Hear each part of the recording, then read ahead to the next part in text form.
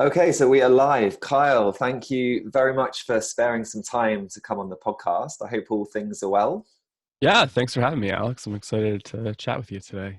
Yeah, likewise. Um, so before we kind of dive into, I guess, some of the topics that I'd love to get some of your insight in, such as psychedelics and breath work, are you happy to share a little bit of your backstory and kind of what got you into this area of health and well-being, if I call it that? Sure. Yeah. So I guess my story kind of starts around 15. Started getting into meditation through a book I was reading called Snowboarding to Nirvana. And it was mixing transcendental meditation with snowboarding. And I just started really getting into snowboarding. I was like a skateboarder most of my life, starting, I think, in like second grade. And then was skiing, but then finally switched over to snowboarding and fell in love with it. And so this book kind of mixed, it was about an American that went over to Nepal, ran into a Buddhist monk, and then got taught meditation. So he was using this meditation to get into flow states, and I was just like, whoa, this is super interesting. So I started to incorporate a little bit of meditation into my life, tried to practice this, and then about a year later, I got into a pretty bad snowboarding accident. So I guess the meditations didn't really work that well. um, but I was going around a turn. I was night skiing in Pennsylvania, and there was just a mountain of snow in a blind spot. And as I was coming out of this turn, the way the lights were, the shadows on the ground, I just couldn't see it until I was up on it. And I hit this mountain of snow, flew through the air about 30 feet, and then nose of my snowboard hit, and then my shoulder hit, heard a loud pop, and I thought I snapped a rib, thought I broke something. Immediately, it was just grunting and just so much pain. Um, I guess I'll do a little bit of the shorter version. I could get really into detail with this, but essentially, they got me down on the first aid, and when I was in the first aid building, they said, your pulse is really low and you look really pale. Like, is this normal for you? I don't know, maybe. you know and so at that point they said, your ribs are fine, but with like the low vitals, like we're pretty worried about you. You might have internal injuries. And once they said internal injuries, my immediate thought was, oh shit, I'm gonna die tonight. And so I started really praying to God. Wasn't really religious and like really have a relationship to God, but I definitely started developing a relationship in that moment. And so I ended up rupturing my spleen, and I lost about 5.5 pints of blood internally. So by the time I got to the hospital, I was pretty disoriented. I was having an outer body experience. I was having this experience of dying. As I was laying in this CAT scan machine, this voice kind of came over me and said, you're going back home. You're going back to the stars. Just relax into this experience. And it was just so beautiful and so blissful and so new. And then luckily they saved me. They were able to operate. They said if I came in 5 or 10 minutes later, I would have been dead on arrival, just because of how much blood I Oh lost. my God. So I literally got there in the nick of time. And I just remember fading away and just like thinking I was going home, and the doctors just kept telling me not to fall asleep. And then I woke up in the intensive care unit. I had no idea what happened. I knew I went snowboarding, and I guess I didn't really remember like the surgery part of it. I was like, oh, all disoriented. And Mm. then for the next few days, I mean, my reality just started to shift. I had a lot of changes in my belief system, and a lot of new weird thoughts kind of came into my mind.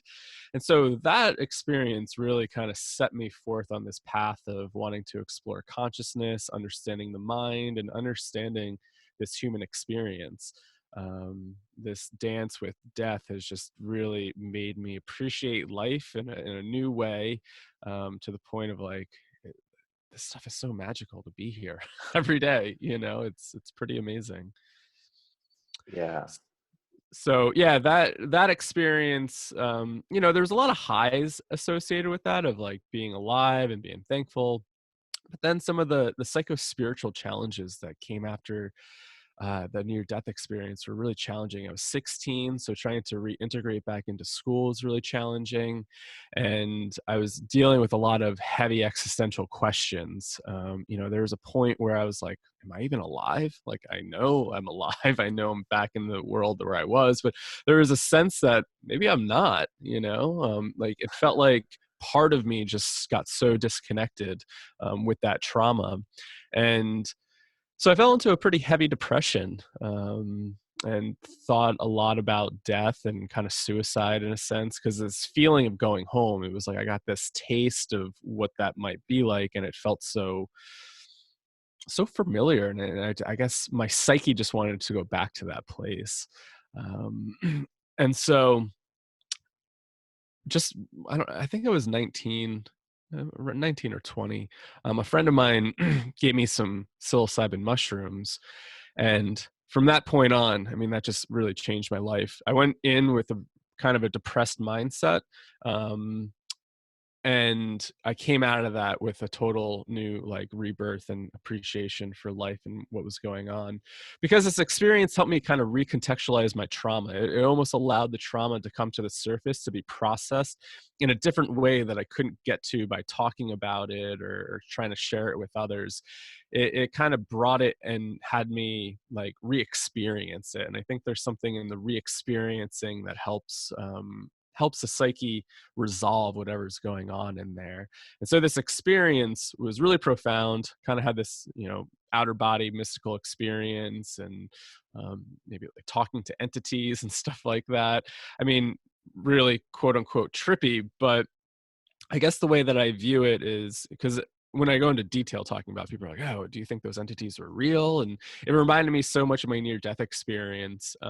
Like I kept asking him these things. It's like, is this where I went when I died that one night? Like, are you these God, like what is this? And it was more of kind of like this trickster archetype I was interacting with. But I've really thought about it over the years. And this isn't like it's a phenomenon that other people have experienced. So like after I had this experience with these entities, I started stumbling across other people talking about it. I was like, wait, there's other people have seen these things? Like, what the hell? I even saw pictures like online that looked exactly like what I saw. And then so that actually piqued my interest of what the hell is going on here. I thought that was just some weird, unique thing. Mm. But sometimes the way that I really kind of view that experience was like the psyche was trying to recontextualize the trauma and try to make sense of it in a new way, and heal it. And so after that really just set me on a path of, I need to learn more about this. I need to devote my life to studying this. And so that's what I did. I ended up getting an undergrad in transpersonal psychology, where I just tried to dive into all the psychedelic research. And then I got training in breathwork. My teachers are trained in a breathing technique called Holotropic breathwork. So I've been training with them for the past 9 years or so. And that's been a really powerful practice in my life. And yeah, I just wrapped up my master's in counseling and somatic psychology. Wow, that's awesome.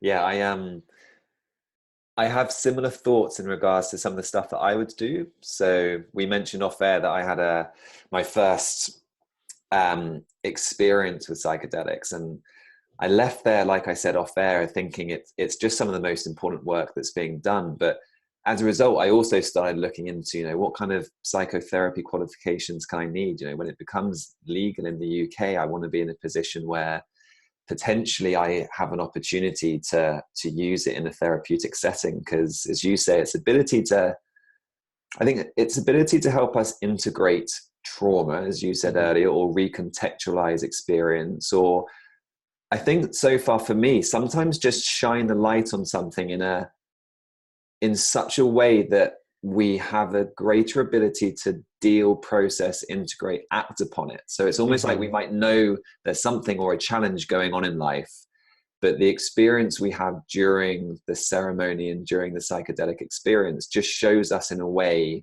that is much more practical, maybe. But I'm curious, in regards to your sort of first experience, did you have much knowledge around psychedelics? Did you go in quite blind?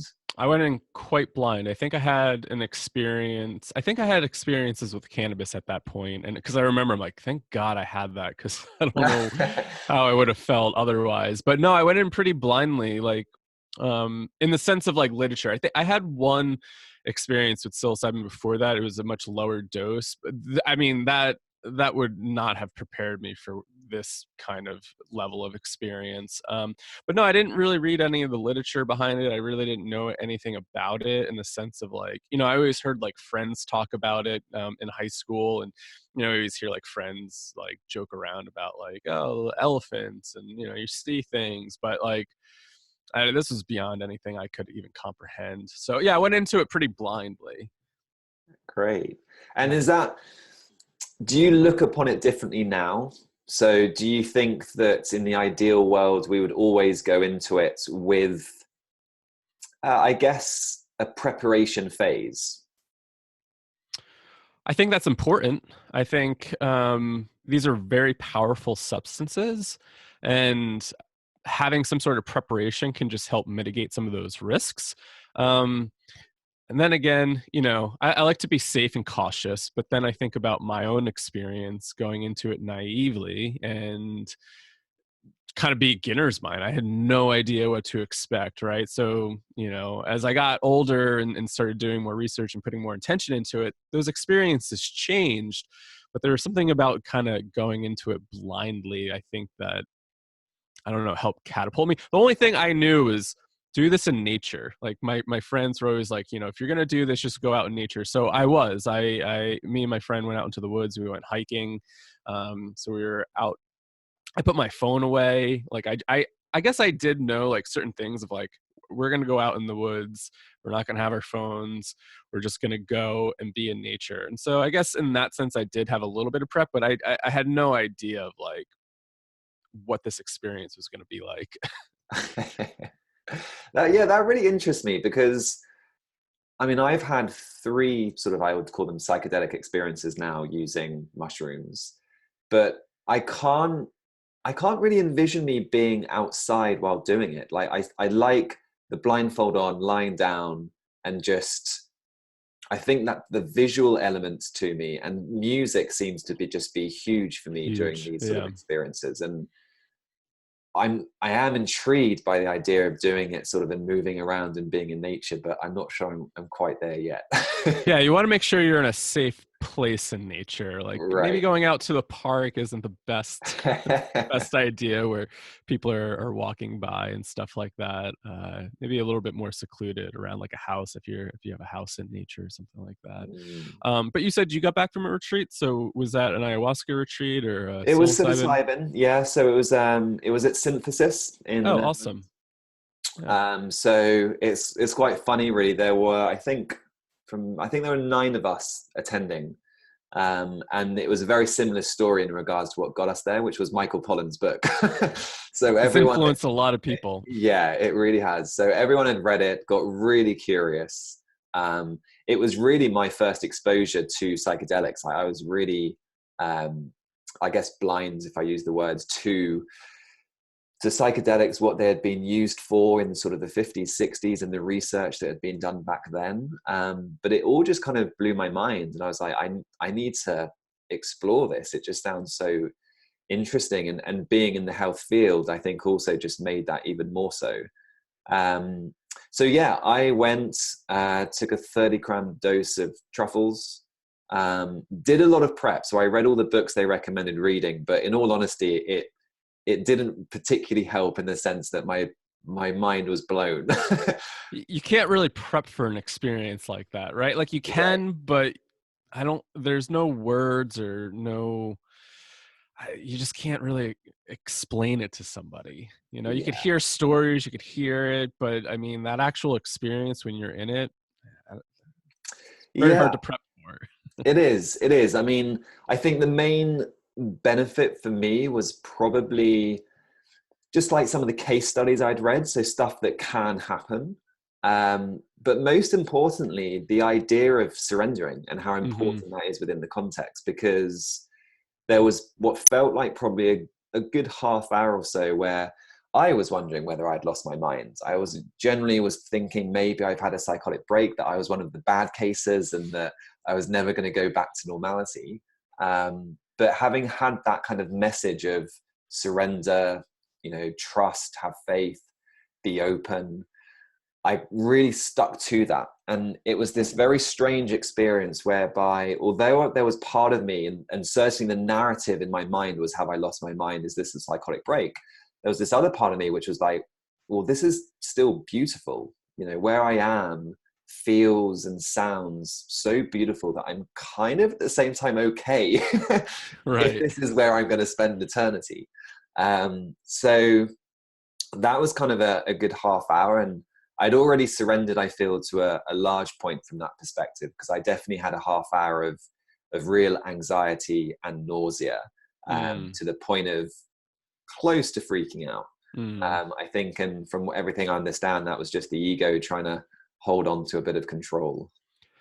Yeah, the nausea is a really interesting thing. I remember reading something by Dr. Rick Strassman. His hypothesis was that it was very psychosomatic. I mean, I guess there is something to ingesting a lot of fungus and plant material that, the stomach doesn't really like that. But then there's this other element of, there's a lot of difficult stuff coming up, and the body would rather feel physically sick than deal with some of the emotional content that's coming up. And yeah, as you said, it's like in the surrendering, we're able to like either let go of whatever we're attaching to or that experience, whether that's through purging and actually letting it go that way, or really kind of surrendering into more of the psychic experience that you're going through. Yeah, no, that is really interesting. I think the other thing for me, I'm not sure if you have any thoughts or you've read anything on it, but the 2 times where I've done a moderate or high dose, it's just like a pounding headache afterwards. Yeah, I've had that plenty of times. Okay. And I'm not too sure what's going on there. I don't think I've really come across too much research about that.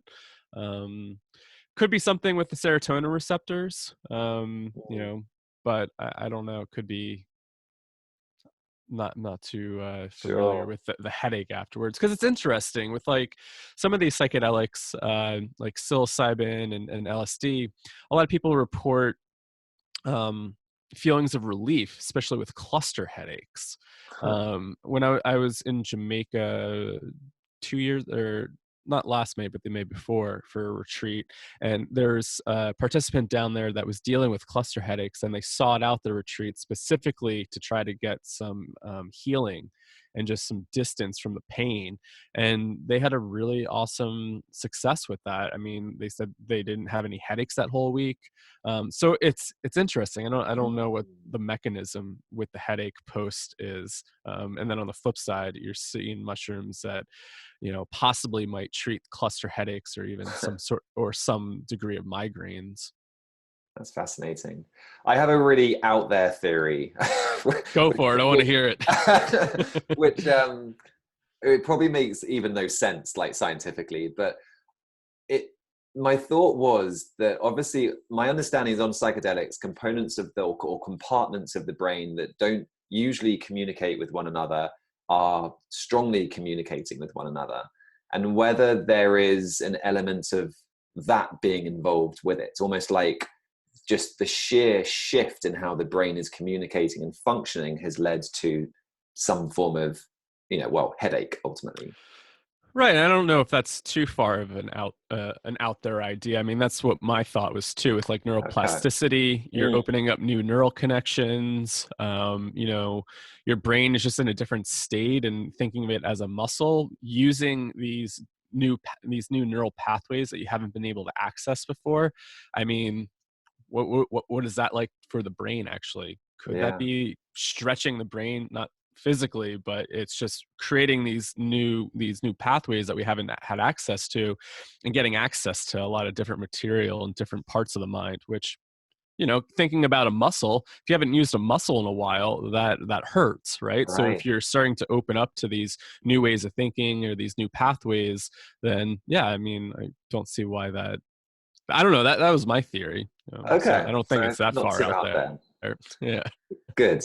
That's good. Yeah, it kind of I it don't made have the science to back that up, so I don't know. Yeah. it kind of just, I guess, intuitively felt like that could be what's going on. Yeah. Especially after seeing that visual that kind of does the rounds on social media, showing the interconnectedness and that communication sort of pre and during psychedelic usage. Yeah, and that's a really great like image to see how much the brain communicates and opens up, right? Yeah. It's like, whoa, pre and then like during, it's so different. Mm. No, absolutely. Um, okay, so I'm glad to know that's not a kind of a wacky theory. I don't think so. So with everything that's gone on for you, Carl, with sort of your experience in teenage years and then getting all of these qualifications and doing all of this research, um, where does that sort of bring us, I guess, to the current day, to bring the spotlight back on you for a little bit? What's keeping you busy? Yeah, so I have co-founded an organization called Psychedelics Today about 3 years ago, with my partner Joe Moore, and that's been my main focus. It was actually kind of intense. So I started this this podcast and education platform while I was in grad school. So I was like juggling full-time school and trying to build this this platform at the same time. I don't know if I'd encourage people to do that, but it was definitely challenged me on a lot of different fronts. But yeah, so we've been focusing on, we have a weekly podcast. It's called Psychedelics Today, and we just explore the science and culture of the emerging psychedelic field. And we get to chat with a lot of researchers, scientists, therapists, and even some other people outside of the research, artists and people that are creating music in this world. And some, I think the art and culture part is really important of this psychedelic renaissance that we're experiencing as well. So that's what's keeping us busy. We put out a weekly podcast, and we also do online education. So we teach some courses in psychedelics and harm reduction, safety, integration, and educate clinicians and therapists about what they need to know about this kind of renaissance in psychedelics and the research, and maybe how to get prepared for it. Just as you said, I kind of want to get involved in this, and do I need to go back to school, and what do I need to know to try to get ahead of the curve with this? So we're trying to explore those questions and help people try to figure that out. It's ever evolving. I mean, it's so fast. I think about where we were 3 years ago and how much things have changed in the past 3 years within this space. And so it's really exciting.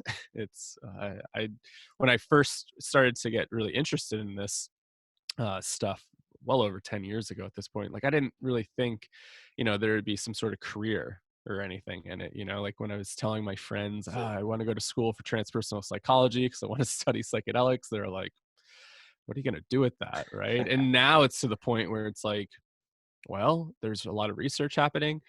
MDMA and psilocybin are on track to be legal. We still have to jump through some FDA hoops here in the States and whatnot, but it's a possibility.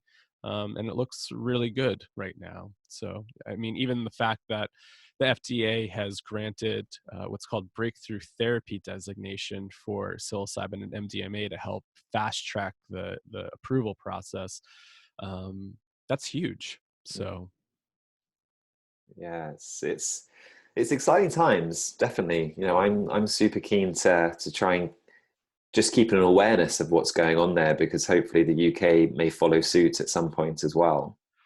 You have a lot of great research happening over there. Yeah. I know the drug laws are a little bit more intense than I guess here in the States, from what I hear from the researchers and whatnot Okay. from the UK. But I mean, there's so much great research happening there with the Imperial College of London, with Robin Carhart Harris and his team, Dr. David Nutt. I mean, they're pumping out some really great research. I mean, they just created a psychedelics center at the Imperial College to research a lot of this stuff. Dr. Ben Sessa's over in the UK running, I think he's about to start a MDMA and alcohol study, or Okay. I think he wrapped part of that up. So they did like a safety study for that. So there's stuff happening over there. Yeah. Yeah.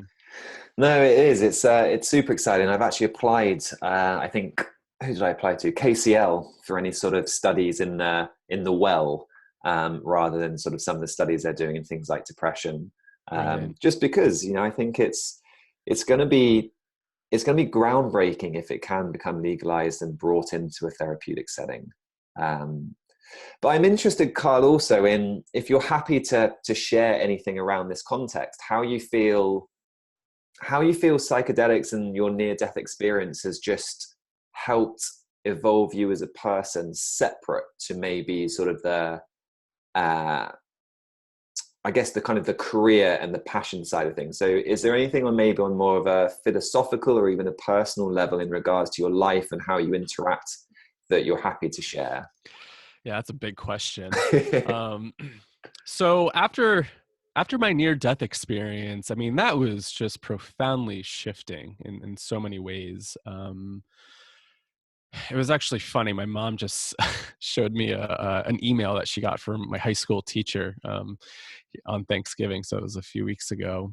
She's like, "Oh, I just found this email that one of your high school teachers sent me." And so the email was, she was concerned that I wasn't doing an assignment. So she was emailing my mother to make sure that my mom would check in on me and make sure I was going to do this assignment. And she was like, "I'm not too sure if you're familiar with Kyle's new philosophy on life, but it sounds like he doesn't believe any of this is worth it in the sense of doing schoolwork." And she was like, I'm just really worried about him because he's so smart. He doesn't do any of his homework. He doesn't do any work, but he has 90s and above on all of his tests. So he's very smart, but he's just not applying himself. So I think you need to shake him up again and have do another brush with death to try to and I was like, wow, that is a really messed up message to send to my mom. And so that was like the really challenging thing, was like going back to school. I had this kind of big picture overview of like, wow, like the education system's so messed up. Like we're not doing anything to like really foster potential in people. Like we're just kind of like remember. And I think that's why I did really well in school, because it was like I realized all this stuff is about remembering. And if you can just like remember what the hell they're telling you, then it's so easy. It's not challenging you to really tap into like, what are you here for? What's your potential? What are your skills? And what do you really want to learn? And that's where I was at. I was like, this shit is so meaningless. Like, and I joke around to the teachers like, this is just like factory producing kids. And like, I didn't really know anything about the history of the education system that's really what it was based off of, right? It's like put them through an education system that gets them to work in the factories, right? And I think still that's how it is. Education, just pump them out, 9 to 5 jobs. Yes, take orders, remember things, instead of actually like kind of tapping into like, who are you as a person and what are you here to do in your life? I feel like a lot of it's kind of ripped away. It's like, oh, here, go do these type of careers, right? Because this is Right. what's going to give you good money. Good money will buy you a nice life. There's a really kind of funny thing that I heard from Dr. Dan Siegel at a conference he was presenting at. He's like, this is the system, folks. He's like, go to school, get a good GPA, do really well on SATs, get into a good college, get a good job, get a lot of money, buy a nice house, have a nice family, buy a nice car, so then you can buy a nice grave, and it's like, shit, yeah, that's like the Ouch. hamster wheel that we're on.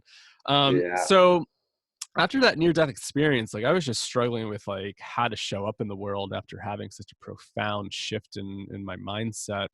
And I always thought, I was like, if everybody could tap into an experience like this, where would the world be?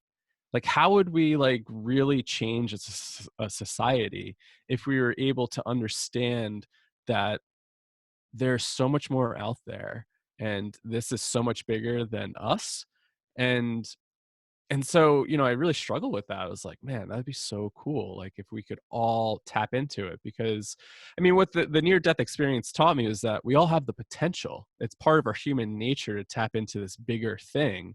But we're all kind of distracted at times or busy and not really taking the time to cultivate that inner relationship with the universe. And so when I had that first psychedelic experience, it was so on par to dying. When I was going through that, it freaked me out that I could take a mushroom and it reminded me so much of dying. And just the parallels between that. And that's when I stumbled across Dr. Rick Strassman's work talking about DMT, the spirit molecule, and how this molecule DMT could be hypothetically what's released when we die.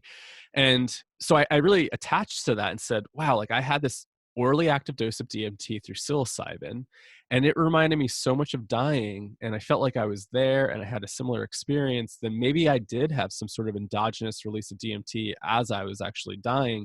And those two experiences were just so similar and on par.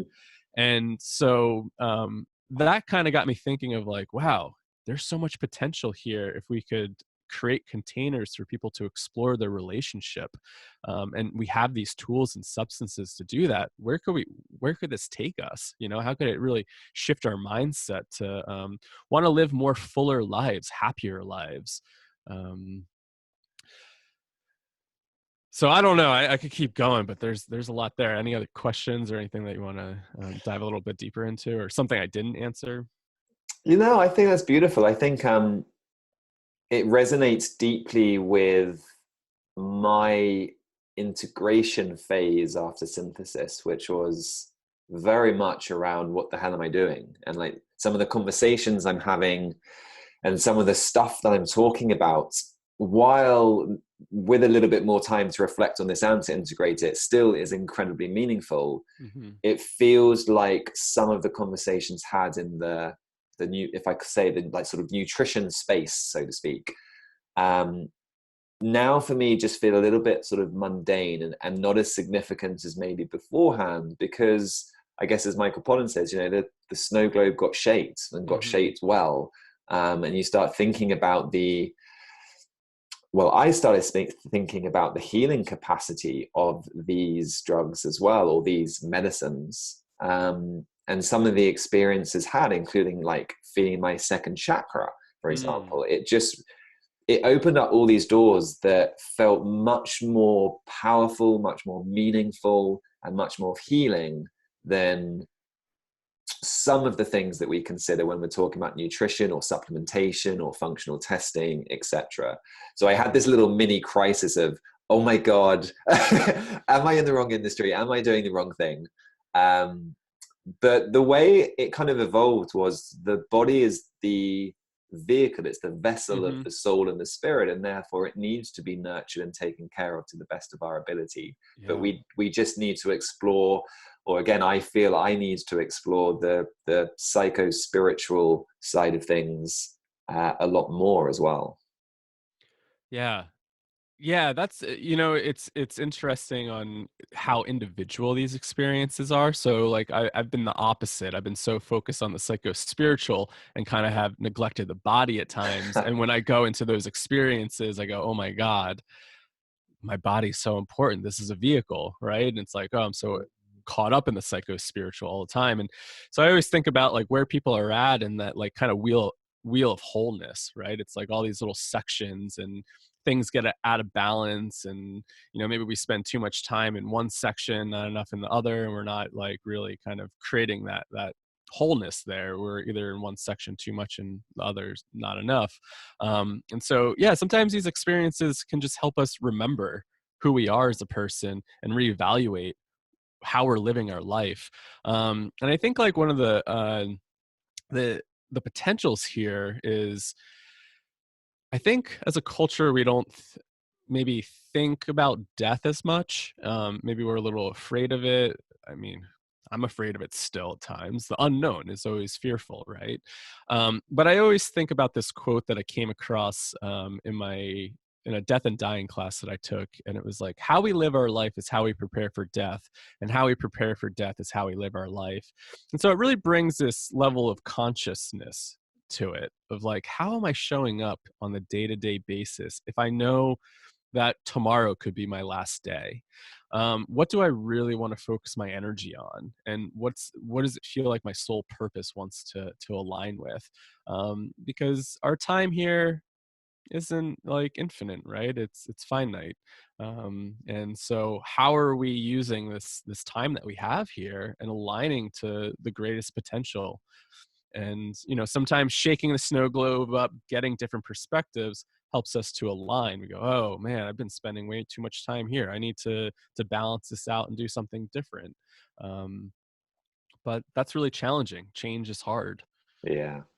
Yeah, change is hard. And I think especially when you have these sorts of experiences, which can be so powerful and so otherworldly and inspiring, going back to the 9 to 5 and the day-to-day stresses that most of us have to manage and experience, I think can just be really challenging. And I think that's, for me, why almost the preparation phase for psychedelics, I think, is partly around stressing the importance and the challenges of the integration phase, because Totally. it's not just about the challenging experience that you might experience during the actual psychedelic trip, but more importantly, and I think my assumption is more frequently, it is that kind of post-experience integration that just requires some gentle, tender loving care, shall we say.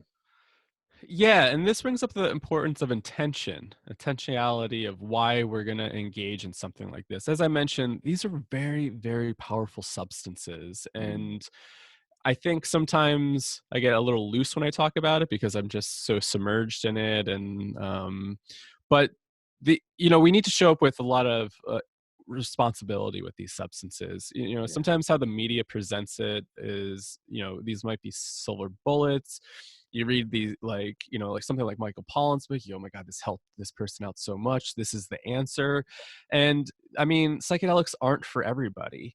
And there are risks involved. And I know I made kind of a generalization a little earlier saying like you can't really prepare for this stuff. But what we're doing on our education side is helping you prepare for that. And I just mean it's so hard to actually prepare for the transpersonal experience, because no matter how much I explain it or put it into words, it's an experience. And I don't know how to really, you don't know until you have that experience, right? Like yeah, I'm prepping for a retreat, and even though I have a background in all this stuff, and I teach this stuff, there's still an element of I have no idea what the hell is going to come up, right? Like I have no idea what this experience is going to be like, because every experience is different. But there are things to do to help really set this intention for going into the space and helping you to minimize any potential risks and also help to maximize the benefits after the experience. So, I mean, it's been really interesting for me. I'm going down to a retreat in January to even notice my dreams and notice the psychological and emotional things that are coming up. So journaling and just paying attention to this psychic process, and I can feel things wanting to purge. It's trying to slowly shift my routine and diet, to really kind of go in with this pure intention. And if we can do a little bit of the work before the ceremony, or however you want to call that, a session, a ceremony, a journey, this can really help us figure out how to move forward a little bit later on. Like I'm feeling all these emotions going into it, and it's like, all right, like how do I work with this right now? So when I'm in it, maybe I already know that this is going to be a theme, and maybe by working with it now, maybe it won't be as intense in it because I'm already starting that process. And then on the integration side of things, how are you able to break down that experience and then move it into action? And that's challenging, right? Like you just mentioned, the 9 to 5, it's like that's a very common thing. People come out of these experiences, they go, wow, like I'm so sick of my job, I'm burnt out, I need a change, I want to quit, but I mean, we really encourage people not to do that, right? Because it's like we do live in this kind of physical 3D reality, and we need to pay bills and need to provide for ourselves. And quitting your job is probably not going to solve that answer, it might end up causing more stress. But mm, like, if you're already having those feelings going in, like, how could you even prepare for dealing with some of that stuff and start making a plan for afterwards of like, oh, like, maybe you're already feeling like you're feeling a little burnt out with what you're doing, and there's something else that's calling to you. So how do you start to get in touch with that calling and maybe put a little bit more attention to it, right? It's like, oh, I'm kind of, I don't want to do this, but hey, there's something else that's calling me. Well, go take a class in that, go explore that yeah. on the side. So you're starting to build your way of getting there. Um, Yeah, I think that's huge. I mean, we were really encouraged to not make any drastic decisions, yeah. basically, like the first few days or even weeks. And they said, sit on things for 3 months, reflect, do your journaling, do your integration, and really ensure that that decision that you may have wanted to make instinctively is the right one, or check that there's a less, I guess, disrupting way to go about it. Like you say, start with a class, for example, Mm-hmm. and ensure that it is something that you do want to go and progress further. And I think that that is key for me. For me, things have definitely evolved. So it's been something like, I think, two and a bit months since my first experience. And I feel that things have evolved in regards to like my thought process and my perspective of things. And while some of that may be related to the journaling that I've been doing and other areas that I'm trying to focus on, I also feel some of it is almost just sort of unconsciously unfolding based on Yeah. experience. The process continues. I was teaching a history of psychedelics course at my undergrad college, and there was a student in there from Brazil, and she was part of the Brazilian ayahuasca communities down there. And she brought up this point, and I think this is like the first time. Well, I guess I knew about this term integration because of breath work. Like we always talk about it in breath work, but she brought this up and said, after drinking ayahuasca, where I drink, we always say the real work begins after the ceremony. And so it's like we can get all these deep insights, these deep healing, but then it's like, how are we showing up in our lives afterwards? And so that's, I think, the most challenging part of psychedelics, but also the real potential there is we have an experience. It's like we get a glimpse of a possibility and a potentiality. And then it's like, how do we actually create that and manifest that in our life?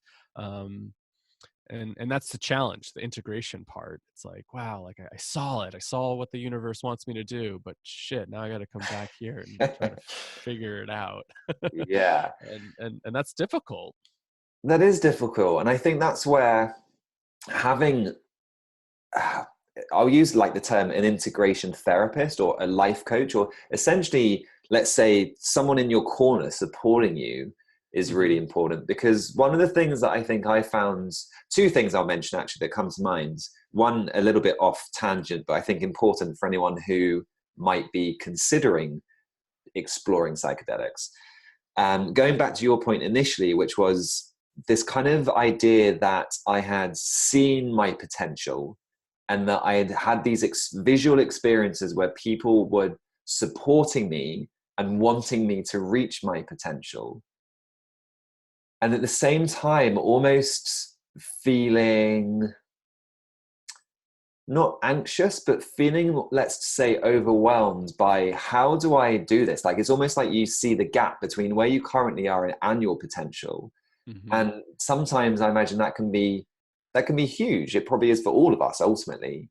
And it's how do you start to breach that gap? What are the things you can do in your day, in your week, to start to narrow that potential so that gap that may feel so vast starts to shorten, so to speak. But the second thing, before I forget it, is one of the challenges. It was admittedly quite a small challenge for us, but one of the challenges was between me and my wife. And she found it quite hard. She found it quite hard that she just could not relate to my experience, even though she could see in me the significance of it. And that lack of being able to relate to it, led to the odd tear on both of our sides. The community and relationship part of integration is sometimes the most challenging for people, right? We come back to a community that might not foster that potential and growth. We come back to relationships where it's like they can't understand what that experience was like. And then when you're trying to make changes and grow, it's like, whoa, what's going on here? And I think that's one of the challenging aspects. And that's been one of my most challenging aspects. I mean, especially after like the near death experience, coming back to school, coming back to like a conservative, I grew up in New Jersey, kind of conservative area, and trying to talk about spirituality and some of this stuff was just so isolating, and I felt so alone in it.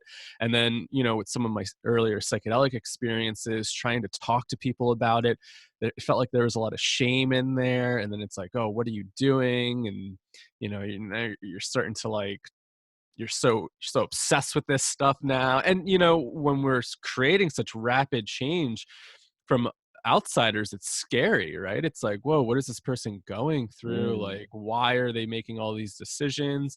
But here it's like, wow, like I saw something, I feel something so powerful, I want to do this. And it goes beyond what is like what I'm surrounded by, and kind of like what's holding me back, right? And sometimes it can give us that sense of agency to move forward. I don't know if anybody, maybe you've seen this meme, or other people that are listening have seen this, but it's been floating around the internet for a while. But it's a picture of two people. It's like just a cartoon, and the one person is just drawn really plain black and white, and the other person is more colorful and has flowers growing out of their head. And the black and white person is just like, you've changed, right? And it's like, that's a conundrum right there. And change, and as I said, change is hard. I mean, it really battles up against our relationships in our life and where we're at, and that creates a lot of tension. I think that's like one of the most challenging parts, is like, ooh, like I notice like I need to make changes here, but I'm so stuck in this routine or this and that. And how do I break that to really kind of align with who I am, and what I'm being called to do? Yeah. And I think rapid change, I wonder whether sometimes we can view that when we see it in someone else as almost quite threatening. Yeah. So it kind of threatens our own identity, and perhaps raises an awareness around, are we growing, changing spiritually, physically, mentally, whatever it may be. So yeah, I do think it can have significant stresses, as you say, at sort of that society or that network relationship community level. But the experiences I've had have really got me interested in the concept of rapid transformational healing as well, because we know through the case studies published that it's possible. There are all sorts of case studies around different conditions where there's sort of spontaneous rapid healing that takes place, and it's an area that has really started to excite and interest me, just because of what has happened to me during those experiences ultimately. Yeah, I mean, there's so much potential here. And you just mentioning the term rapid change reminds me, we have a blog article by Dr. Jessica Katzman, and she brings up this, I really like this analogy called the Therapeutic Benz. And so this idea, kind of like when scuba divers go way down to the depths and they come up too quickly, I mean, you have to come up slow, right? Or you get the bends, you get that change in, what is it, nitrogen in your blood. And so, sometimes when we see our potential, and it's like we want to make that quick rapid change, and then how does that actually like affect us? And sometimes it can be too overwhelming and too much. So how can we kind of titrate that and maybe come up a little bit slower, and really kind of step into that with a little bit more ease, instead of needing to kind of just rapidly change everything? But I mean, psychedelics have that potential to rapidly change your way of thinking, get you out of these thought loops that you might be stuck in, these old narratives that are playing.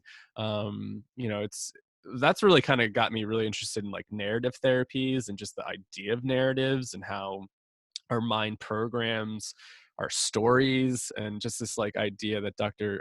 Dan Siegel tosses out, which he got from somebody else. I always forget who the originator of this phrase is, but neurons that fire together wire together. And so I always think about habits and stories that we tell ourselves, and we kind of get stuck in these loops all the time, and we need ways to break free from that, to create change. And we have these tools that might help foster that. Yeah, 100%. So I'm also really interested. You mentioned at the very beginning that you have trained in holotropic breathwork, which I guess is potentially another avenue that can be explored for people interested in sort of non-ordinary states of consciousness and psychedelics. And I kind of feel in some ways almost integration therapy as Oh well. my God. Yeah. And I think I'm right in saying, correct me if I'm wrong, that it means is it becoming whole, the holotropic? I That's like what, that. Yeah, it's when you break it down, holos meaning whole, and then tropine, the Greek word tropine, moving in the direction of or moving towards. So moving towards wholeness, moving in the direction of wholeness. So becoming wholeness too. I love that. nice. Okay. So for those of you that aren't, or for those of our listeners that aren't familiar, are you happy just to share a little bit around holotropic breathwork, what it is, and what sessions may look like, and things like that? Sure. Yeah, so holotropic breathwork was developed by Dr. Stanislav Grof and his wife Christina Grof. And Dr. Grof is a Czechoslovakian American psychiatrist who is actually a pioneer in LSD research. He was doing a lot of LSD sessions in the 50s and 60s when it was legal. Came to the States and was also doing psychedelic research down in Maryland. Was part of what was called Spring Grove and the Maryland Psychiatric Research Institute. And when the counterculture hit, the psychedelics, obviously became illegal. War on drugs kind of started kicking off, and so all the research dried up. He ended up at Esalen, and him and his wife developed this breathing technique to induce these non-ordinary states of consciousness. And it was kind of like synchronistic. He was there as a scholar in residence, writing his books, going through his clinical notes of psychedelic psychotherapy and whatnot. And if anybody knows of Esalen or you don't know about it, it's just this hot spot in Big Sur, California. So a lot of different experiential therapies came out of that, like Gestalt therapy and a few others. So there's a lot of like shamans, yogis, physicists, scientists. It was just like this hot spot of thinkers. And so the people at Esalen were like, could you run a workshop? And having this background in psychedelics and also realizing how powerful breath is, combining the breath. And so holotropic breath work has 5 components. It's intensified breathing, evocative music, focused body work, group process, and expressive drawing or expressive art. So the way a session looks is eye shades. Typically we're laying down on a mat with eye shades, and we encourage the breathers to intensify their breathing. So this really trips people up because I think we're so used to some sort of structure. And we think about breath work, we think about yogic breath work, and maybe we're doing alternative nostril breathing, or it has to be in for 8 and hold for 7 and exhale for this, but the core concept is just to intensify your breathing. So it could look like breathing in through your nose, out through your nose, in through your nose, out through your mouth, in through your mouth, out through your mouth. But it's taking bigger, deeper breaths, bringing it way down into the belly and the abdomen, and in a circular fashion. So you're continuing it. It's continuous. And the deeper intensified breathing it's a vehicle, so it can really foster these experiences with a non-ordinary state of consciousness. And the music helps. So the sessions last about 3 hours. So you're on a mat for 3 hours, breathing, listening to music, and going through your own internal process. And the interesting thing I could think about this particular technique is Grof's framework for understanding what's happening. Because when he was developing it, he was realizing that a lot of people were experiencing very similar things of what he saw during his psychedelic research. And so he was able to put this transpersonal theory to it, which I find really interesting. He focuses a lot on like the perinatal experiences, so birth experiences and how that's influencing our life. And so it's can be very intense, not always. Sometimes people have very calming experiences, but it can be very intense somatically. And so a lot of physical and emotional catharsis, screaming, crying, a lot of movement, getting anger out, laughter. It can really range from all sorts of different experiences, from reliving past life experiences to reliving the Big Bang to reliving experience of some sort of birth trauma. It's really anything that you could experience you could experience there. Same with psychedelics, right? So it could be biographical, reliving just things that have happened in your life. I was really skeptical of it when I first came across it. I didn't think it was going to really produce a powerful effect or anything like that. And my first session kind of blew me away. Relived a lot of different things, and it was so somatically oriented. Like I was just feeling everything in my body. Um, and as you pointed out, like it's been a great integration tool. So like when I first stumbled across it, it was like still trying to integrate my near death experience, some of these psychedelic experiences. And as I mentioned, I was so caught up in the psycho-spiritual aspect of these experiences, I was kind of forgetting about my body. And so breathwork was helping me put me back in my body and somatically process some of the trauma that I was storing in there. And so it was just a way different way of processing information in the body for me personally. And I think that's what really attached me to it, was just kind of being so detached from my body at times because of trauma, and then being able to like regain control and agency over my body through breath. Because I mean, we control our breath, and to sit there and work with that consciously and feel empowered and in our body, I mean, it can be a really powerful experience for a lot of people. Yeah, I've got a day booked mid-January for a Sweet. holotropic breath day. So Awesome. I'm reading I'm reading a book at the moment. What's the sort of the founder? Is it Stanloff Yeah, Grof? Stanislav Grof. Stanislav Grof. Yeah, so it's one of his books on holotropic breathwork. Oh, awesome. So I've been reading some of the sort of the stories or the case studies and some of the general theory behind it, but it sounds incredible. It's very powerful. I was actually just trying to look through my books here. I thought I had it. But it's somewhere lost in my stack. Yeah, it's a very, very powerful technique. As I mentioned, I was really skeptical going in, and it was very profound. So that actually took me a little bit away from psychedelics for a bit, of realizing, wow, all this potentiality is inside, and that I could get here through breathing. And there's something so powerful about that I was thinking, wow, I don't ever need a substance. All this is inside of me, and I can do it by just breathing.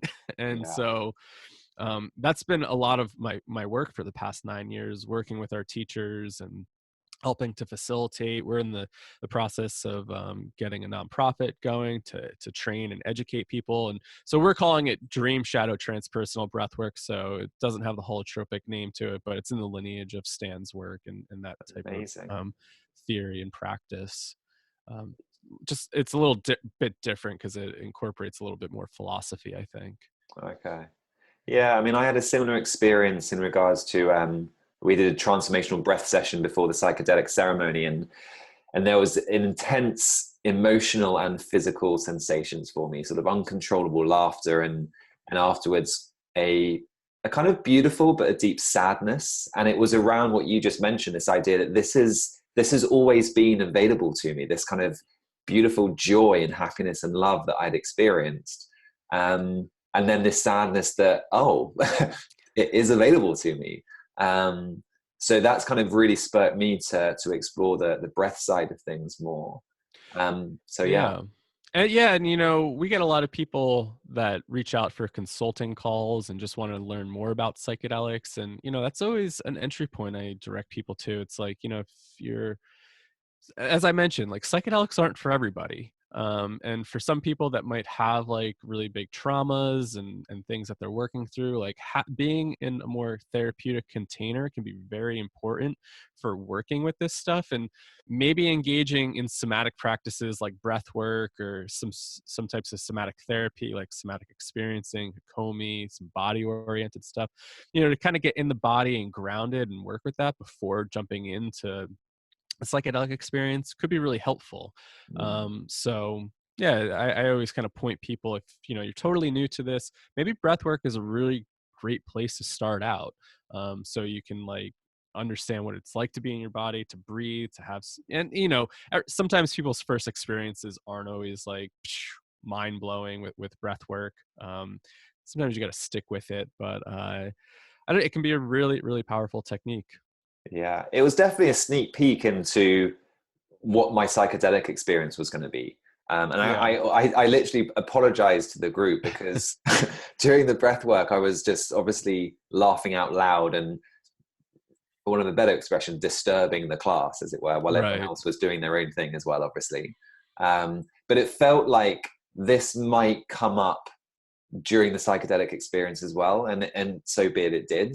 I'm sure that's not always the case, but as you say, it might be at least a way into experiencing some of these types of non-ordinary states of consciousness. And it's also a really great navigation tool. So if you are exploring psychedelics, using the breath during your psychedelic experience can be so helpful. Like, I think that's the one thing that breathwork has taught me the most is how to be with big experiences.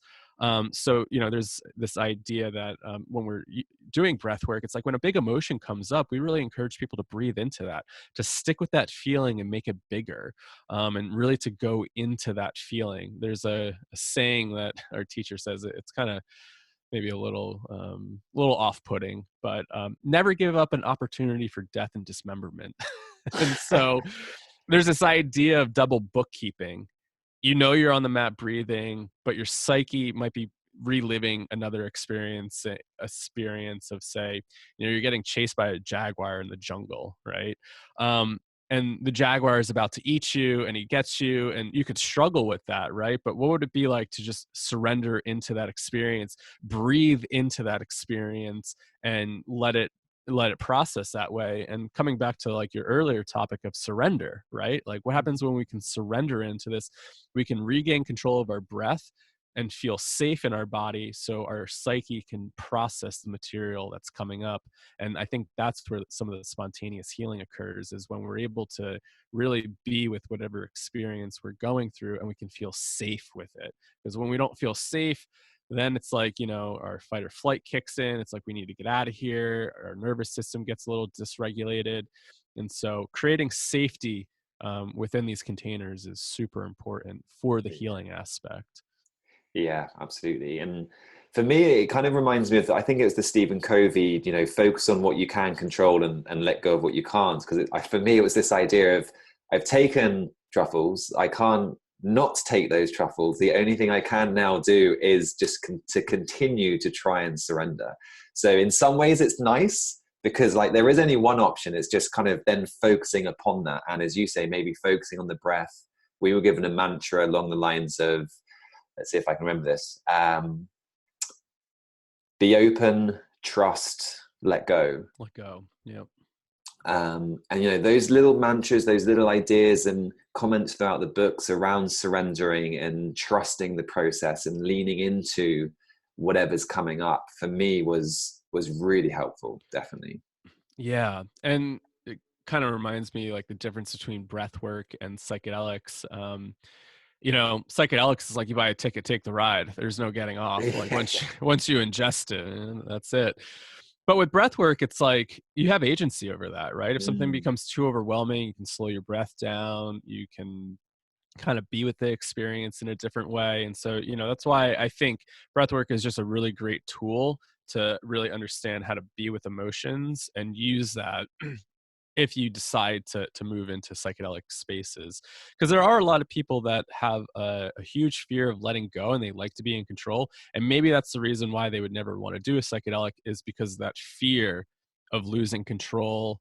And so they kind of stay away from that, right? With breath work, it's like you can lose control if you want to. You could let your body do whatever the hell it wants. But, also sometimes it's really hard. You can keep it in a little bit more control, saying, hey, I don't want to go there right now. That seems a little too much. But there's pros and cons of both, right? Right. Yeah, absolutely. So Carl, I'm mindful of not taking up too much of your time, but I have one final question that is quite a big one. So I apologize. Oh, no worries. But it's just a personal thing as well. So my final question really is, maybe it's a two-part one. What do you hope to see in the future of sort of psychedelic therapy? Let's keep it like that. So what are your hopes? What would you love to see as the future of what you're doing and your work at large? Ooh, yeah, that is a big question. um, so, man. So right now, what's going on in the psychedelic space? Maybe start there. There's kind of couple avenues that are really kind of taking off. The medical model, which is really helping to drive science and help validate why these can be valuable tools. And so I think what we'll see is the science backing this and becoming FDA approved medicines, hopefully, fingers crossed that this will be accessible at some point for therapy. On that end, it comes with a lot of limitations for accessibility, pricing, and who can access it. So I think we need that to happen to help validate why this could be integrated into our societies. And doing research is helpful. Like, it really helps us put context to what the hell's going on.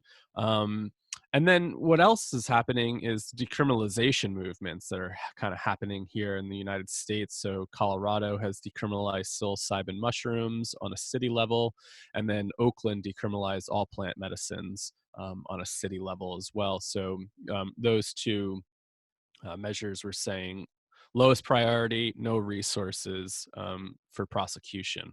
Doesn't mean that it could still happen, right? Um, and then you have also the spiritual and kind of religious framework for psychedelics. So with that said, I would love to see a future that's integrated, where if somebody wants to receive like traditional kind of medical treatment because they're suffering from severe mental health disorders and they need that level of care, that the medical model is there for folks. And again, I mean, when it gets kicked off, like if MDMA or psilocybin become legal, the price point's probably going to be out of many people's reach. It's probably going to be pretty pricey, unfortunately. But hopefully over time that decreases and the price decreases. The reason why is because you're paying a psychologist or a therapist for about 8 hours of their time for a Mm. full session. So it's a lot of resources.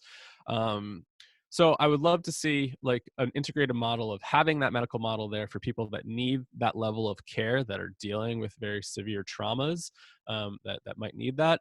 And then also some sort of I think we need to really embrace a lot of these different contexts of use. So being able to decriminalize, like there right now in the field, there's a heavy debate between legalization and decriminalization.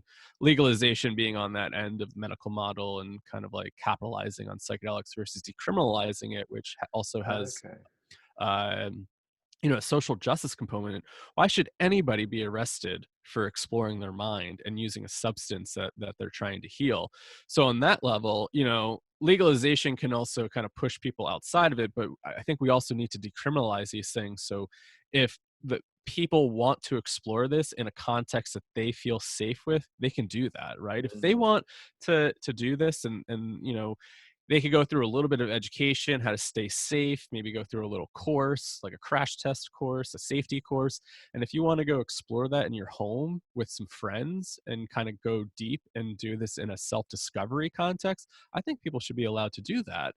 Yeah. And then on that other end with the religious side, so, with like ayahuasca traditions, right? There's a lot of religion there, spirituality there, and people should have the opportunity to explore this stuff for their own religious and spiritual purposes, to develop their own relationship with the universe with these plant medicines, and how does that influence the way that they're showing up in life. So I mean, yeah, I would just love to see kind of everybody appreciate these different these use contexts, and realize that everybody's approaching this differently, and it doesn't always have to just be done in this kind of medical rigorous setting, because I think that is it's great, but also, I think there's a lot of people that are in that setting. They got started off more in a recreational setting, right? Right. And so, I think we need to make this accessible to people and not create such high price tags for it where nobody can really access it. So, yeah, I would just love to see a more integrated system here in the future, and everybody kind of honor and respect the different use cases. Mm. And I don't know, where would we be? I mean, it would be cool to have like these clinics and retreats um, kind of pop up, and a place where somebody could go to have an experience. But I really would love to see more responsible use too, like going in with more intention, more Yeah. responsibility. I know a lot of people do get benefit out of like that recreational type of experience. I know a lot of people that go to music festivals, but and I think we need to honor that too. I personally have been on that side of, these are very sacred and don't do that. I mean, I don't know anybody that's drinking ayahuasca at music festivals, but things things like MDMA and LSD that they're doing. And there's like this sense of how disconnected we are at times. These social gatherings can help us develop authentic connections. Like when I was in Jamaica, there was somebody there that wasn't really in their process. They were walking around talking to people, and this really hit me. And they said, "It's like, oh, how's your experience going?" And they said, "You know what? I'm at the age where I'm done processing all this deep, dark stuff, and I really just want to make connections with people." And Amazing. that hit me. It was like, this is why can't people use this in a way where they can connect and bond with a friend, Mm. right? Um, Yeah. I mean, are we okay for time, Carl? oh yeah, Yeah. I'm good for yeah. Because it was something that actually you've kind of, I guess, answered the question on my thought process, which is, I feel that some people, from what I've read, listened to on certain podcasts and things, I feel there's almost a risk of using psychedelics as this healing agency. But I think by default, if we're taking it from that perspective, we may struggle to get to where we're trying to be, if that makes sense. It's almost like people are hoping that their psychedelic journey is going to heal them as a whole. And as a result, they're doing it almost indefinitely, and they're almost peeling back another layer of the onion. But where's the end? And I think it's Alan Watts who had that idea of, once you get the answer, hang up the phone, kind of thing. Totally. And this is like where I come back to like, why are you doing this? Mm, Right. And like intention, and like kind of approaching it with a little bit of like, or like responsible use. And I definitely kind of got caught up in that early on, thinking that these psychedelic experiences were going to give me the ultimate truth of my near death experience and give me answers to life and death. And it got to the point where I was like, wow, actually all this stuff is here. Like I actually don't need the substance, right? Like this is all here right now. And so I think on the danger side, we're going to see, as these things become more quote unquote maybe mainstream, more attention given to them, I think we'll start to see things like spiritual emergencies happen. mm, People that have, say, quote unquote maybe like fragile personality structures or ego structures, and they kind of totally lose sense of reality, and they kind of get wrapped up in the mystery. um, and so, we've gotten plenty of emails from people saying, "Hey, I read Michael Pollan's book. I've been following the research. I just decided to have an experience, but my depression feels a little bit worse than before." And so we have to really understand, like, where are we in a society level? It does our society or culture have a cosmology that allows these experiences to happen and creates a container for them for integration. And so that's going to be the struggle, is when people are opening up and having such profound experiences, does the culture have a cosmology that allows for these type of experiences, and can we integrate them?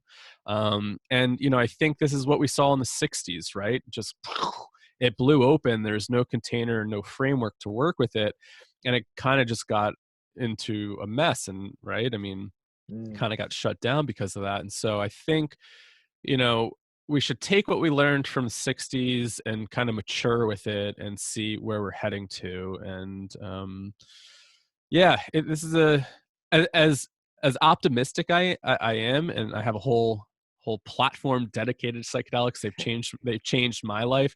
I also like to be really cautious and highlight the risks and dangers, because there's been things that I've experienced that I'm like, shit, I would not want anybody else to go through this, right? And I think we have to, check our own biases and Mm. say, where are these potential pitfalls? What are the dangers here? And these aren't for everybody. And how are we going to move forward with this so people aren't getting hurt? Um, Yeah. Yeah, it's a tricky one, because I'm kind of mindful that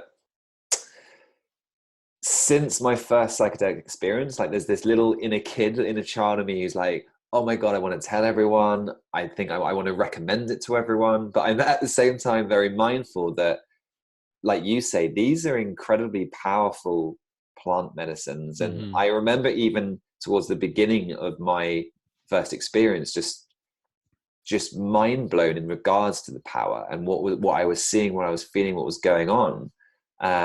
So yeah, I think there has to be a balance of positivity and caution with these things.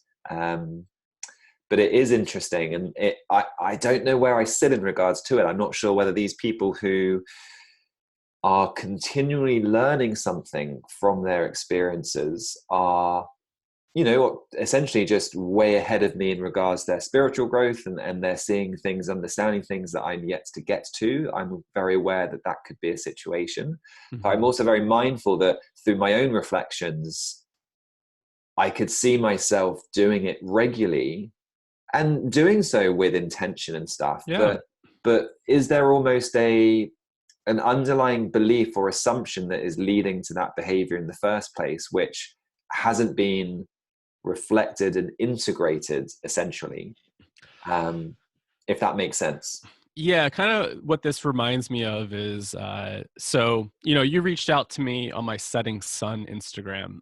And so this, because this really resonates. I am definitely a seeker, and loved going into these states of trying to, I'm like, there's something in there. I got to keep doing my healing. I got to keep finding this answer, and I just, there was something that just was so freaking appealing about it. And I think I just got really obsessed with exploring my mind in that way. Mm. And so that site, Setting Sun, the philosophy behind that kind of was inspired by this guy, or this Mayan shaman, Martin Prechtel.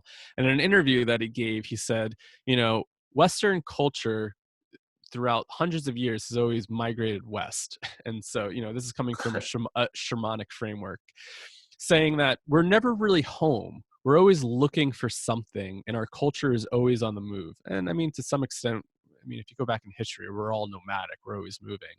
But he said that we're running from our traumas, and that the hungry ghosts always chase the souls towards the setting sun of the west.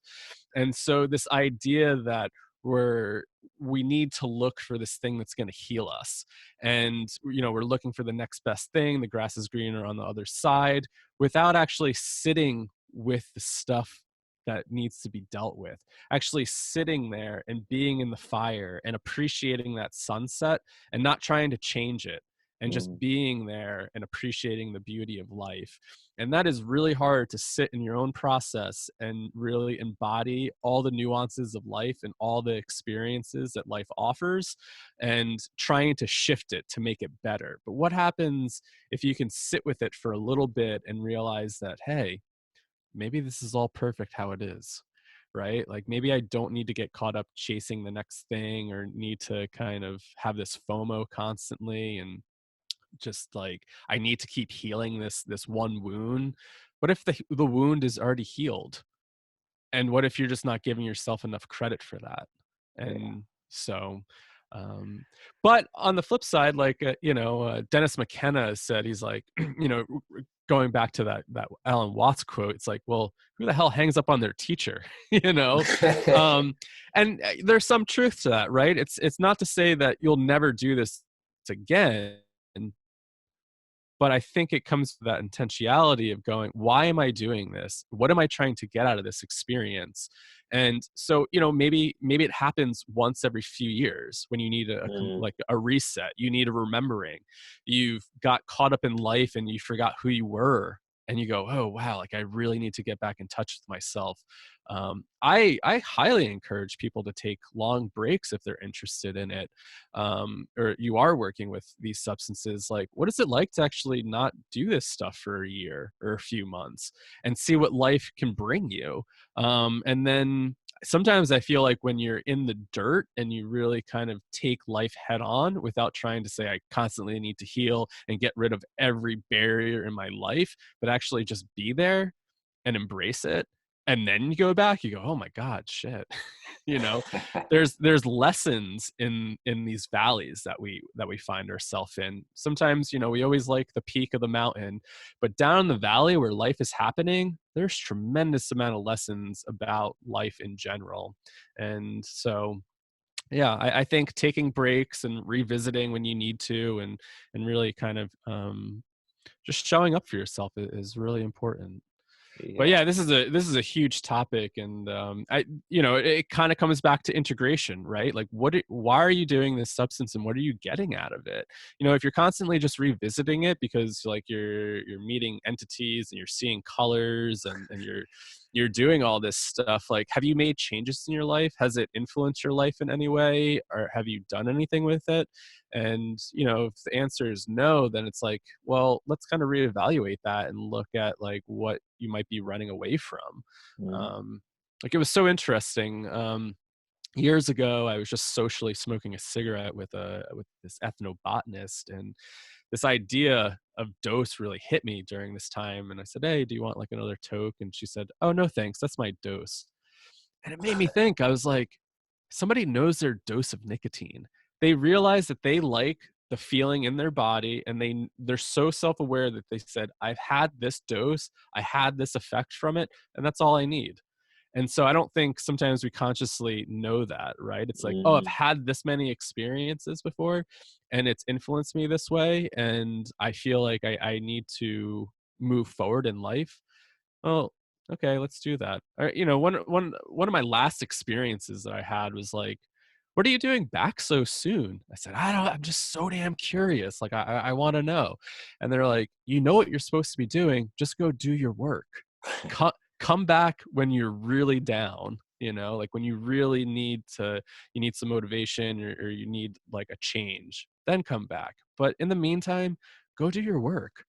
The magic is here. The magic is in this physical form. And I think when we're really detached from that and we're not so seeped in the psycho-spiritual aspect of life, you know, we like to chase it versus, like, for me, I think also having this brush with death, it's like, I mean, you wake up, and I don't know if anybody's ever been so far out on psychedelics, they look at themselves and they go, I'm in a body right now. Like, what the hell? Like, this is magic, you know, to wake up in a body and experience life. I mean, what are the chances that you're here, right? Could be one Yeah. in a billionth, one in who knows? And so what would it be like to really embrace everything that's going on here? Mm. Yeah, and that really resonates. And I think it's such an important point. I mean, my most recent psychedelic experience, one of the big things that came up for me was actually my lack of, I don't know if it's ability or willingness to receive love. It's Um, huge. and how important that is for others that I do. It's not even about me necessarily. It's about actually how good does it feel when you give love and that person receives it.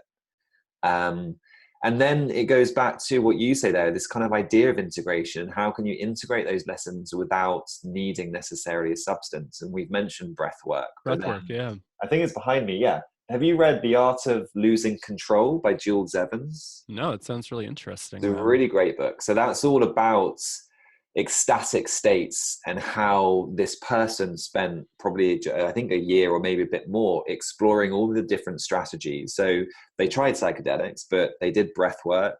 They explored dance. They talk about music and rock and roll. They talk about silent meditation retreats. They talk about sex. They talk about sports. So all of these avenues that we have that we might just not even perceive as an avenue to having some of these ecstatic experiences.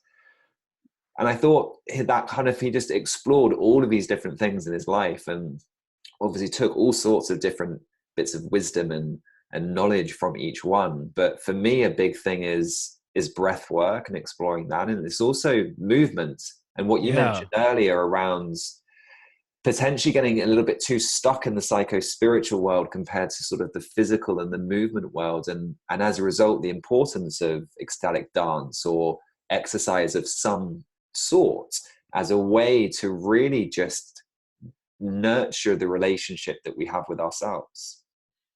So huge. And that kind of just makes me think, with psychedelics and kind of exploring these other parts of our mind, you know, what would it be like to integrate that into your life and access these flow states? And so you're pointing out different ways to get into flow states: ecstatic dance, movement, and what is it like to get in the flow of life, right? I don't know. I feel like that's like what some of my experience have taught me, that the magic is here. How do you naturally get in that flow? And what happens when you do get in that flow? How are things going to change? How are things going to move? Like, yeah, I don't know. The flow is, I think, is where it's at times. Yeah. Because then you realize you're just moving with it, right? Like the process is unfolding. And I don't know, there's a saying, I forget who said this, Peter Gorman maybe, ayahuasca in my blood. And I think you mentioned a little bit earlier, like, it's been 2 months out, but the process is unfolding. Like these substances help us get in touch with something beyond us, like these subtle realms. And so it's like, how do we get in touch with these subtle realms and these subtle energies and access that on a daily basis and get into these flow states and learn how to be a little bit more in harmony with that? And I think that's where some of the potential is getting more in touch with ourselves so we can flow with life instead of getting caught up and rigid and not flowing, where we have to kind of keep going back and breaking the cycle. How do we make our life psychedelic instead? Love that. Yeah, no, so true. And I think the reason why I brought that up is because I feel that I could be one of these people that regularly goes to a psychedelic experience as a way to explore, but also just because of the so far the beautiful experiences that I've experienced and felt. And a big thing for me was, I think, in my ordinary state of conscious, not necessarily feeling and being as connected to things as I would like to be. And I think that the what's the term? I guess the slippery slope is, because I feel that using psychedelics, the easiest option is to then use psychedelics regularly to tap into that intense feeling and emotional state that comes with it. But as we've Right. been saying all along, it's really, you've then got to go and do the work. And how can I get that same experience in my day-to-day life ultimately? Yeah, and I guess I want to backtrack a little bit. I feel like I'd be a little bit hypocritical of saying, like, sometimes I think repetitive use can be important, right? Like when I'm thinking about Mm, like psychedelic psychotherapy, when Stan and some of the early researchers were doing this, I mean, they were giving repetitive doses over times to really kind of break through some of those layers, right? And so sometimes it takes repetitive doses to get through some of our character armoring and some of these like yeah. stories that we tell ourselves. And so I think and I guess this is where I come back to like that intentionality, where it's like you have to really kind of tap into your intuition and say, why am I doing this? Am I getting what I want to get out of this? And sometimes it's like, yeah, maybe I need consecutive sessions and this is what I need. And other times it's like, wow, I've learned so much. Maybe it's time to take a break, and that's okay. Mm, Because sometimes I think when we get ourselves in these communities of healing, it's like, oh, I always have to engage in this, and or otherwise I'm like out of the circle, right? And it's like we have to be real with ourselves, like, where are you on your path? Your path is so different. And if you feel complete and you feel like, you're done with some of these chapters, it's okay to take a break. So mm, I think it's just really important to figure out where you're at and what you're getting out of it. And yeah. if those consecutive sessions make sense to you and you feel like there's a little bit more digging that needs to happen, really listen to yourself. For me, it wasn't like my own experience was like, hey, this is happening way too much in a sense, and just back off and really sit with life for a little bit. This is your next chapter, is to sit with life. And that feels really challenging, but also really good because I've been able to like integrate those experiences and experience something totally different. And who knows, maybe well, I guess, yeah, in January I'm going down to a retreat. So kind of be kicking Nice. that off. But in those in between states, it was like breath work. Breath work was a different way to get into Mm, touch with this, or some sort of daily ritual like drumming. Like, I don't know, you can see my drum in the back there on the ground. yeah. It's like going out and having like some of my shamanic practice and having a daily ritual to engage with the universe. For me, a lot of this work is developing a relationship with the universe, with spirit, whatever that is, whatever you want to call it, really developing a relationship with yourself, and how are you showing up Yeah. for yourself and in the world, and whatever helps you strengthen that, I think, is really important. Yeah. And that's really helpful, Carl, because actually for me, it's the opposite. You mentioned it's okay to take a break, but at the same time that it's okay to do repetitive Yeah. sessions ultimately.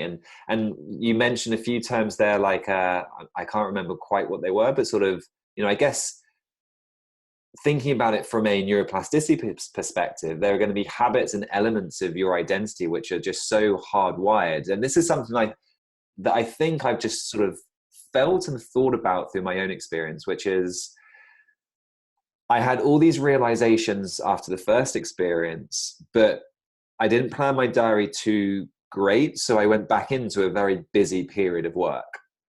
And I feel that I lost an opportunity potentially to integrate some of the things that came up that I know, okay, I need to do X, Y, and Z in my daily or weekly routine. But I also feel that another high dose experience would have been helpful, because my theory was some of those sort of behaviors are just hardwired, and Yeah. the snow globe did need another shaking as a way to break down some of those very strongly neurologically wired pathways. And sometimes that's the case. Okay. And yeah, just kind of looking back at some of the old research where they had multiple sessions over time and thinking about peeling back these onion layers and narratives and stories. And yeah, I think it really depends where the person's at, what they're looking for. And my only thing is like, is it starting to negatively impact your life, right? Mm, Then that's the time to really kind of take a step back and maybe press the pause button, right? right. Is it are you having too much energy? Are you making like really impulsive decisions that are like not always conducive for your growth? Maybe it's time to just become a little bit more self-aware of your actions and the way that you're approaching it, right? So I mean, it's such an individual journey, and Yeah. everybody's journey is so different. So it's hard to say this is the right way to do it, and this is how we have to do it. And being, I guess, trained in counseling and following the clinical research, I guess I am kind of like on the more flexible side of presenting this information. I'm like, some researchers it's only in the therapeutic like counseling container, and I'm like, Right. well, we're at the beginning of this. Like, we have no idea what the best practices are or what the best like regimen is. This is Mm, so new to us, that we're trying to figure it out. And I think it's just important to really like preach the risks and dangers here, and then yeah. just also be really open about potentials. Mm. Yeah, definitely. And I think it's a nice way to conclude that thought process, maybe, which is, is it having a positive or negative impact on life at the moment? I think Yeah. certainly from my perspective on this topic, I think I can be too much in my mind, thinking about should I be doing this again? Should I not be, etc., rather than going with my heart, which is, I kind of feel that it's okay for now. Listen to your body. If your body's telling you this isn't a good time, Mm, listen to that, right? yeah. Or if it's saying, wow, like I really need to process something, well, Yeah. maybe do that. I don't it's, yeah. No, I think that's been really helpful, Carl. And I think there's obviously a lot of wisdom and experience in the years that you've been doing this now.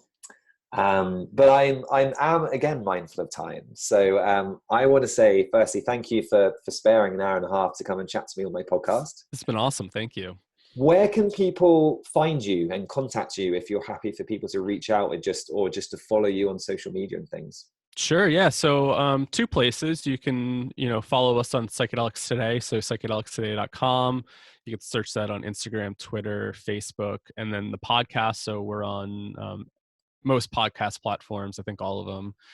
So Stitcher, iTunes, or Apple Podcasts, Google. So wherever you listen, you can go subscribe there, Psychedelics Today. And then more of my personal site, settingsunwellness.com, and Setting Sun Wellness on Instagram and Facebook and stuff like that. So yeah, definitely check it out, and feel free to message me on any of those if you want to learn more. Brilliant. Excellent. Thank you, Carl. It's been an absolute pleasure. And we didn't even get a chance to talk about microdosing, so maybe we'll have to do episode 2. Yeah. There's a lot here. Yeah. Yeah. All right. Excellent. Thanks. Thank you. No, thank you.